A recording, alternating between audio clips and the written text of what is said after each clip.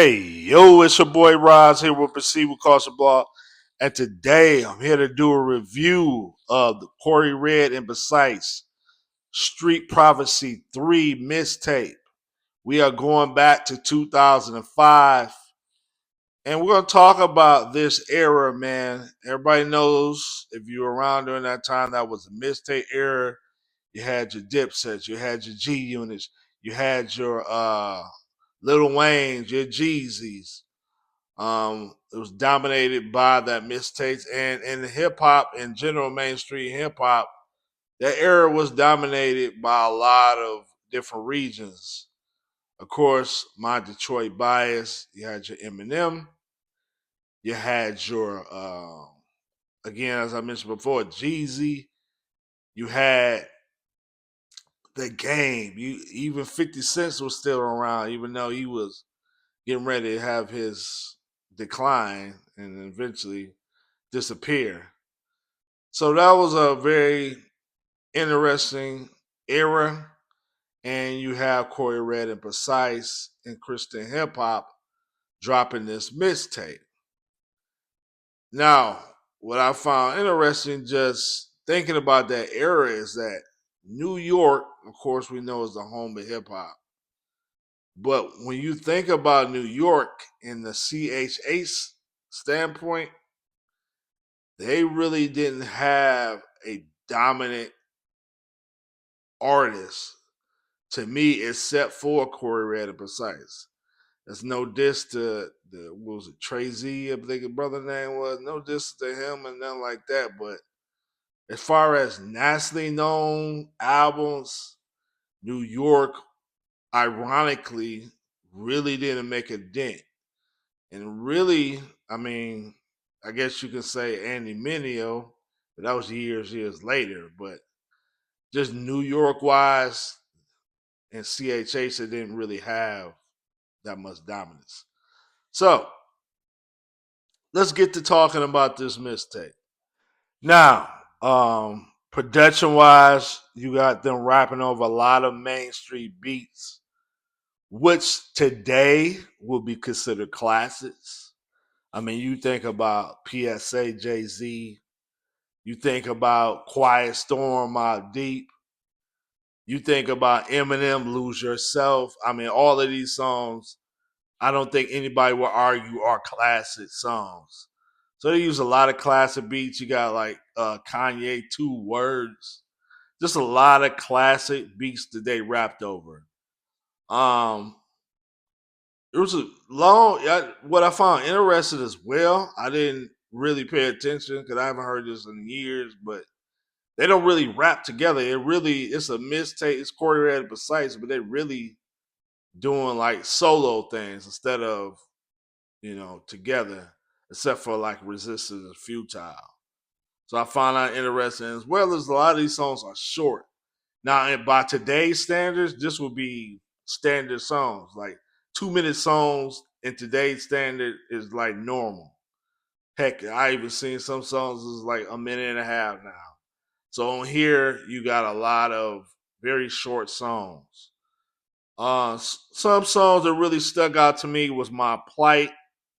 You got Corey Red rapping over on Eminem Lose Yourself. And he just really talking about what's going on in his life. He started talking about, hey, I'm about to get evicted. I got an eviction notice. I'm struggling. I'm trying to live for God, but at the same time, my things that I need and desire, I'm not totally meeting them like that. But I'm still gonna trust God. So I found that interesting. He really pulling the covers off of I'm not this rich rapper. Now, in today's time, yeah, you got Christian rappers that can live off of the music and the touring. But back then, maybe Corey Ray and Precise was back in these times, maybe it would have been better. But I remember having a conversation with Corey Red. He was talking about working full time. You know what I'm saying?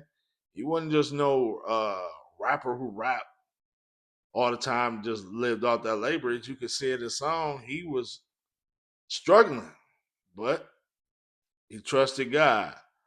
Um, then you got songs like "I Love You Back," where he's talking about the industry and people basically he I won't say trusted, but people he thought they was one way, but they was really snakes.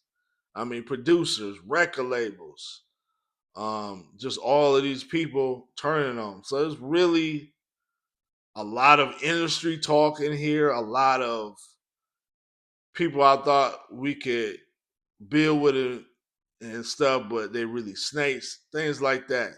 So you really get to see, what was going on during this time.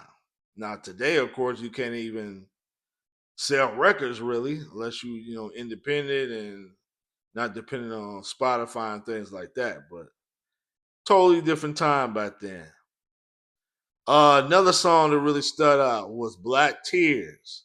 Now today, if he released this song today, it will be a lot of controversy because a lot of black people don't like when you point out that black people commit violence within themselves in the black community. A lot of people don't like the term black on black crime and things like that. But he's talking about look at the culture, look how we killing each other. Listen to the music we promote, and then we say, I mean, you hear this a lot with people like D1. Listen to the music we promote, and then we see the violence produces, but we love this culture. So, I mean, I found that interesting. I'm like, you said this today, you will be. I mean, he was criticized. Don't get me wrong, but he will really be criticized because this type of thinking is not supported in the culture today. So I really found that interesting as well.